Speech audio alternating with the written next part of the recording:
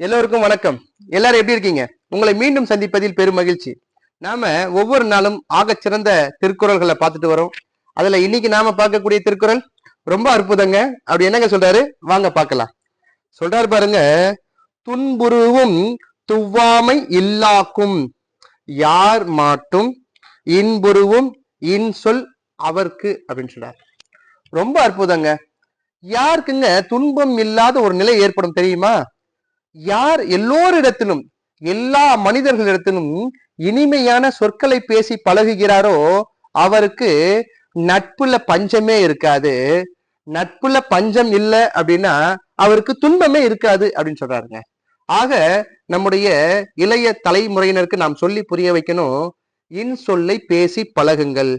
இன்சொல்லை பேசி பழகுவதனால் எல்லோரிடத்திலும் நமக்கு நட்பு கிடைக்கும். எல்லா நட்பும் நமக்கு நன்மையாகத்தான் இருக்குமே தவிர ஒருபோதும் துன்பம் வராதுங்க. ஆக இன்சொல்லை பேசுவதால் அவர்களிடத்தில் என்ன வராது?